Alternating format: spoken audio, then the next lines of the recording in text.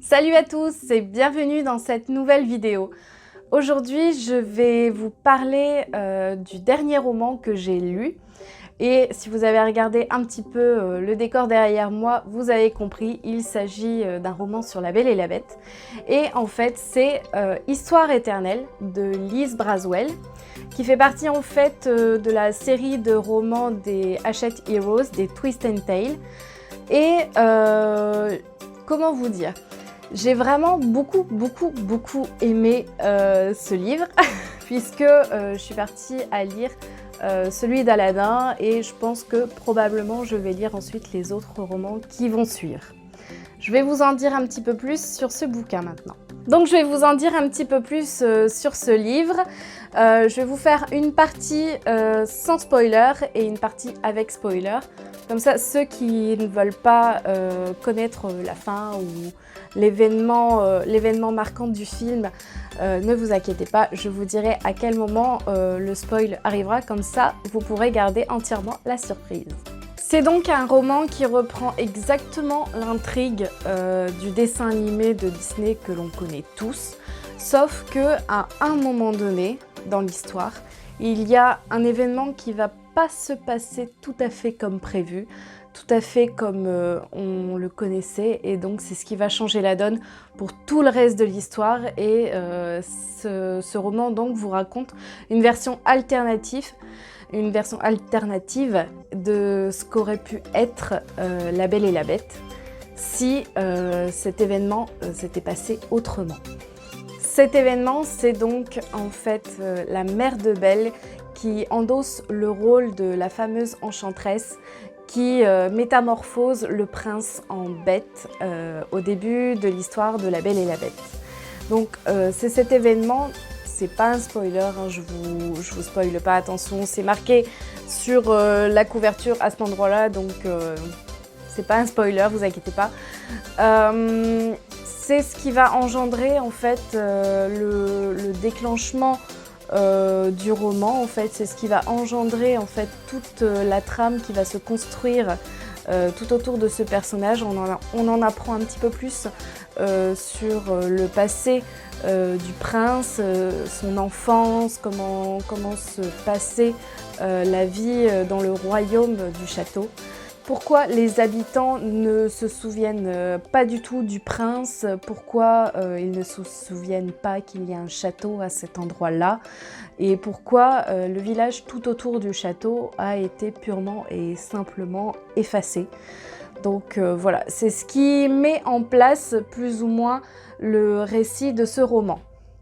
Alors j'ai beaucoup apprécié la trame de l'histoire parce qu'en fait on a un chapitre sur l'histoire que l'on connaît, donc c'est-à-dire l'histoire de Belle qui arrive au château, etc., qui découvre les objets enchantés, etc. Et on a un autre chapitre qui raconte en fait le passé de la mère de Belle, ce qu'elle a fait en fait dans le royaume, comment se comportait-elle avec les autres villageois, comment était toute cette magie avant que cet événement n'arrive. Attention, vient la partie avec spoiler, donc surtout si vous avez envie de lire ce livre, arrêtez la vidéo ici et je vous invite à aller voir un petit peu plus loin dans la vidéo pour connaître mon avis sur ce bouquin.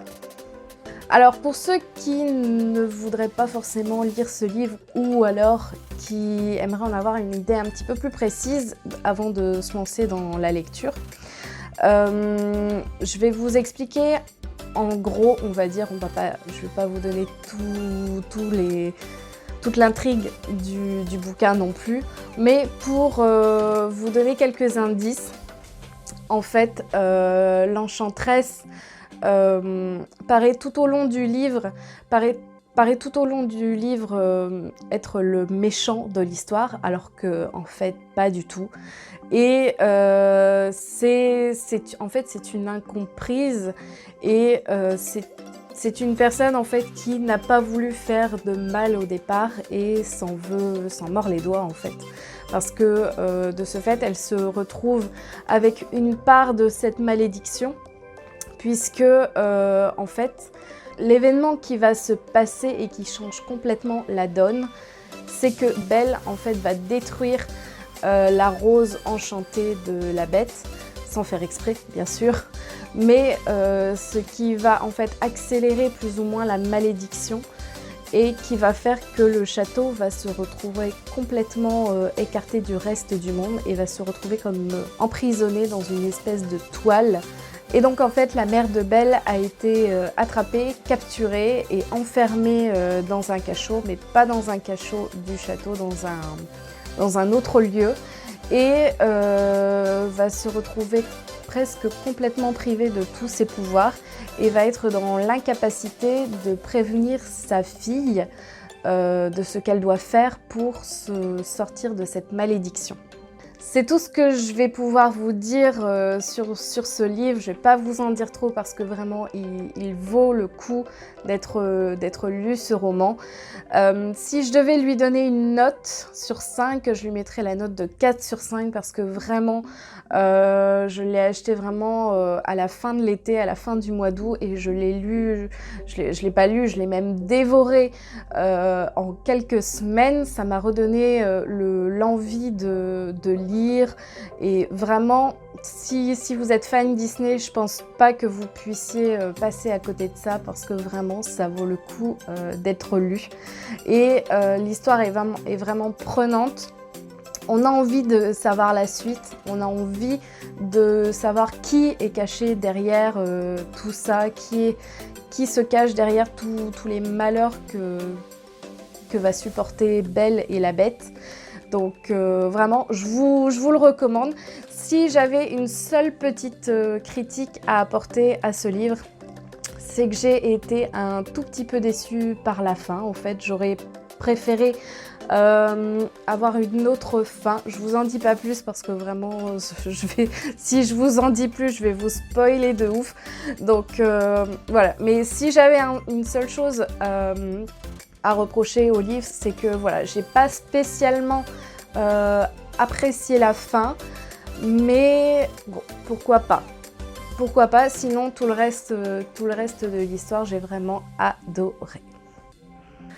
Et j'ai tellement adoré en fait que j'ai acheté l'autre tome, donc celui qui parle de l'histoire de Aladdin. Donc j'en suis vraiment au tout premier chapitre, donc je peux pas encore vous dire mon avis là-dessus. Mais je le ferai avec plaisir dans une prochaine vidéo. Donc surtout, si vous avez aimé cette vidéo, je compte sur vous pour cliquer sur le pouce en l'air juste en dessous de la vidéo et d'activer la cloche également sous la vidéo pour vous abonner à la chaîne. J'espère que cette vidéo vous a plu et qu'elle vous aura donné envie de lire ce livre parce que franchement, c'est top. C'est top, j'ai rien à dire de plus.